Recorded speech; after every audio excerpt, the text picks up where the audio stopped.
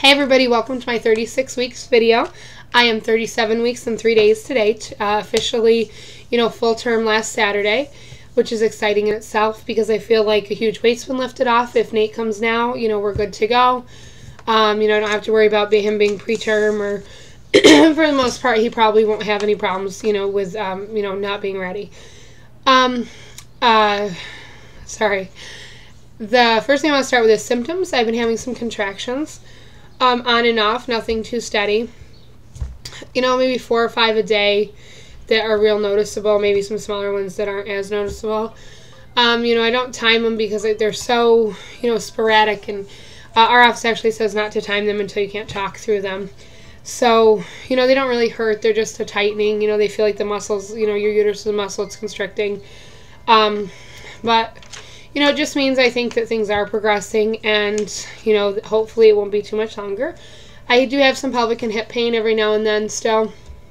Some days it's worse than others. The more I do, definitely makes it worse. There's been some days where I've definitely overdone it, trying to get some stuff done or do things around the house, or we go somewhere where there's a little bit of walking or something. I definitely feel that. I've been nesting like crazy, trying to get the house done. I just really want everything to be perfect. I need to let go of that and realize it's not going to be, because it seems like the more I get checked off my list, the more stuff gets added on. So I'm at a point where we're just doing everything that we can in a day, not knowing, what day it's going to be that I'm not going to be able to do anymore. So nursery tour video. Nursery is done, as I said before. I've totally slacked off on this, but I think I have a good reason. My husband and his brother are working on the room right outside the nursery, which is going to be like what we used it for before. Was like a sitting room. We had furniture in there, no TV or anything. We just, go in there to read or whatever. And now it's going to be like a sitting room slash playroom for him. Some of his toys and things like that will be in there. We're actually talking about how to store them and things like that. But they're trying to get that done mainly because I don't want to do any construction while he's here, because it's not good for him to, breathe the dust or anything like that. So they're working really hard to get that done. Hopefully it will be done either today or tomorrow, willing I don't go into labor and all that good stuff. But once they have that done, my husband's going to dust his room and vacuum it, because his room has been gotten a little dusty from, wood and things like that they've had to cut. So he's going to dust and vacuum for him. I'm going to do the nursery tour, which I can't wait to be done, because like I said, the main reason I'm doing it is for my mom, and she has not seen it yet, and I'm really excited for her to see it, and for you guys too. We took our birthing class. I'm not sure I ever mentioned that we even signed up for one. We did like a couple months ago through our office. It was just a one-day thing. It was like, I don't know, 6 or 7 hours or something, right at the hospital. It wasn't a lot of new information from what I've heard. The thing that was interesting is that it related totally to our hospital and the way they do things, and the office and the doctors that will be on call when I go into labor. So it was nice to get like that perspective on it. But I still would, definitely recommend. I don't know how, other people's birthing classes are and things like that, but the DVD that we watched, the Laugh and Learn Through Childbirth or About Childbirth or whatever, Google it. It was much more actual basic information on, the labor process. There's a couple things that I learned in the birth class though. So I don't think it was a waste of time. I think it was actually pretty useful for what we did get out of it. Is the woman said, a lot of people feel guilt and stuff if like they end up going to have a C-section, or they plan on doing things natural and they end up having an epidural. She goes, don't do that to yourself. Understand that you end up with a baby either way. And no matter how that baby has to come to be, you have a baby. And it's, it's kind of true for people that have gone through infertility treatments like we have. I don't think it really matters in the end how you ended up getting pregnant. You're pregnant, and that's, what difference does it make? And so I'm trying to let go. And that kind of goes along the lines of a birth plan, kind of reasons why you shouldn't have a birth plan. She said if you do have a birth plan, understand that it's birth wishes. You can't control everything, and the more you try, the worse it's going to get. She says, and she was a midwife, and I tend to kind of buy what she says, which is that People that come in there with a very rigid, not wanting to change plan have a much more difficult labor, because you just have to go with the flow. You have to, address each situation as it comes up and just go with it. There are a few basic things that my husband and I want. He's very much on the same page that I am.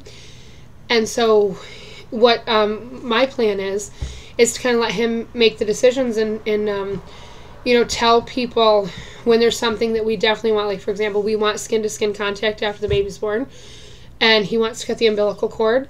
I want to wait till the umbilical cord stops pulsating, things like that. That's going to be his job to make sure that happens. That way I don't have to worry about. I can concentrate on what I'm doing. What, my goal is to just get that baby out and, manage my pain the best way I can.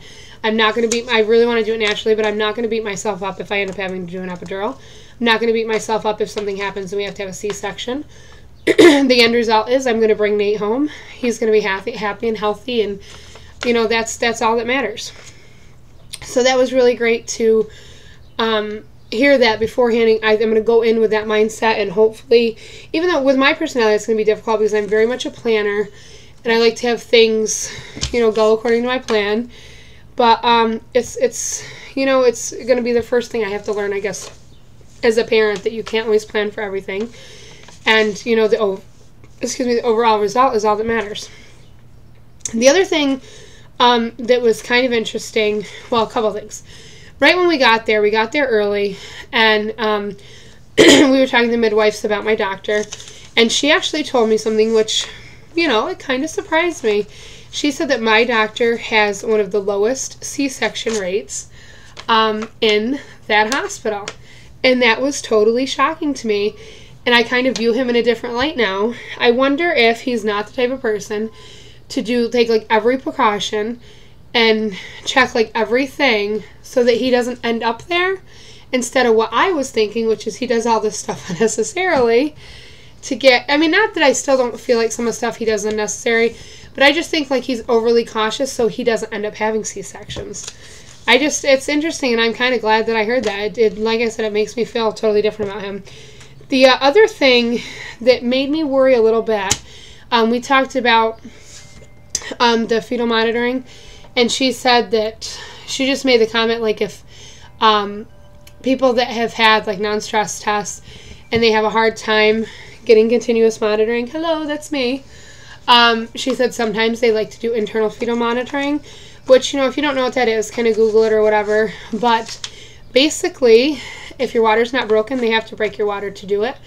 And they take a device, and it's got a little like corkscrew at the end of it, and they screw it into the baby's head, which they say is like the equivalent of sticking a needle under your first layer of skin, like how it doesn't hurt. I don't know, but I don't want that done to my baby, so that worries me a little bit. But, if it has to be done, I guess it has to be done. I don't know. I'm not going to worry about it, stress about it until we're there. We'll make a decision at that time, based on the information. And that's the other thing they said. They always said, when you're told, you need to maybe try something, or they want to do something different, ask them what the other alternatives are, ask them why it needs to be done, what the risks are. Because that's the other thing, because I am strep B positive, it is a little bit more risky because it's an open area or whatever where the baby can catch the infection or whatever it is. So, again, I'm not going to worry about it. We're not there. I don't know what'll happen. So we'll just go with whatever. We went to the doctor's appointment this week, and it was kind of funny. I had a stress test scheduled at, I think, 2:30, and my appointment was at 3:10. So I get there like 2:28, sit there and sit there and sit there and sit there. It gets to be 3 o'clock. Gets to be 3:10. I go up to the window, and I'm like, was I wrong? I'm pretty sure my appointment was at 2:30. And you know what? It's irritating is because it takes so long once they get me hooked up to keep the heartbeat and everything to make him happy enough. It takes way longer than 20 minutes to get the 20 minutes that he wants. And I didn't want to be there for 4 hours, you know what I mean? Because I figured he'd probably want an ultrasound next, and it would just whatever. So right when I went up to the window, they were calling me back, and I told the girl, I said, I'm not going to do a non-stress test today. I said, I don't have the time now. And she's like, okay. And so I went back, And with him, you know, I did the urine sample, did the weight. She went back, or I went back in the room with him. He's like, no non-stress test today? And I said, no. I said, I waited in the waiting room for 40 minutes. The thing that's irritating is you walk by where they do the non-stress test before you go to the rooms. There's one person in there, so it's not like they didn't have the space for it because it's a 2-person thing. It's just that they didn't ever come out and do it. So he's like, well, we can set something up at labor and delivery. You know, he kind of mumbled that. I said, no, I'll just wait till next week. He's like, okay. I think he just got... There's no point arguing with me at this point. So everything was fine. He checked everything. I mean, he didn't check me, you know, for, like, dilation or anything. But just asked me how things were going. It was pretty much a quick in-and-out visit. I go back again on Wednesday for an ultrasound and a non-stress test, of course, and a visit with him, if I make it that far. The other huge thing, and I realize this is getting really long, I'm sorry. What I'm going to actually do is break and do 2 parts. Okay? Talk to you guys in just a minute. Bye.